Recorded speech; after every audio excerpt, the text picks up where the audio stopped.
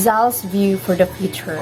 Today, we are commemorating the 125th anniversary of the martyrdom of our national hero, Dr. Jose Rizal, in the early morning of December 30, 1896. After the Spanish military court found him guilty of conspiracy, sedition, and rebellion, he took the firing squad, bullets, and dropped dead face up in Bagumbayan. Fiance to his heroism will not bring him back to life.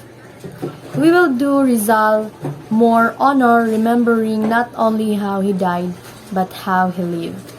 In his most prescient essay, The Philippine a Century Hence, written in 1889, and in his December 15, 1896, memorandum for use by his council, Rizal made the following prediction. 1. Is the Philippines will one day declare herself independent. 2.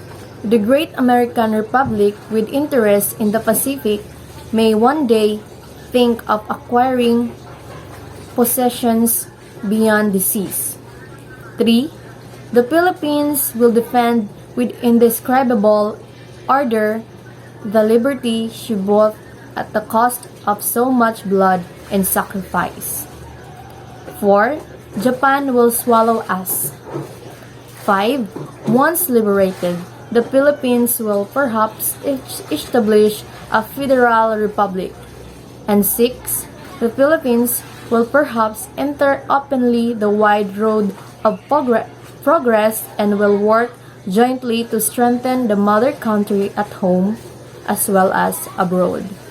Continuation of Sakasan said, it's all about two perceptions have came fast. Now Malacanang is vigorously pursuing federalism while Congress as Constituent Assembly is supposed to take it up. Wonders could Rizal's felicitous last vision for country been playing into his mind even before he put it in the writing. For sure, he attempted to give it 10th win the lands of La Liga Filipina on July 2, 1892. 7 days after returning from Hong Kong, he Mutual Society sought to unite an archipelago and homogeneous body rules. The member were bound and shared responsibility to defend against injustice and promote the common truth, education and agriculture and commerce and the pursuit and socio-political reforms. Assess Rizal view of the Filipino. Propaganda movements or campaign was established when the Ilustrados, a term given to educate Filipino in the 18th and 19th century, reawakened to the concept of freedom that they experienced from the foreign country. They were studying as they comprehend that independence against foreign force like from the Spanish colonizer is possible. In their homeland, these propagandists were eager to offend the vision of the Spaniards to absolute need to the Filipinos and probability of building closer to the countries for betterment with the established goals of the movement through peace of literature, bravery, and patriotism, who brought the Philippine history and give significance. About the question, with the current state of our nation, did Rizal's view happen? If yes, what did our nation do to achieve this? If not, what steps should we have taken in order to fulfill his view of our nation? Youth are the hope of our nation.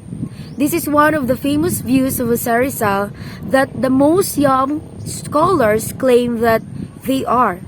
Yet, in reality, they haven't achieved it. For me, many students are striving to graduate not to help our nation, but to gain profit. After they graduated with a degree, most of them go to the other country to earn ×2 of the salary here in the Philippines. Second, many students such as in Metro Manila are critical. Sometimes they are the one who leads protests and against of the some government movements, even it is good for the people. Lastly, some young people are most common who have influence in drugs and crime. Some of them also gets pregnant at at an early age instead of studying. So in order to prove the youth are the hope of our nation, that Rizal stated, we must help our country by being a good and productive individuals. You may have a degree or not, as long as we respect our country, buying products from our local producers, are being united as Filipinos. Then we can be still the hope of our nations.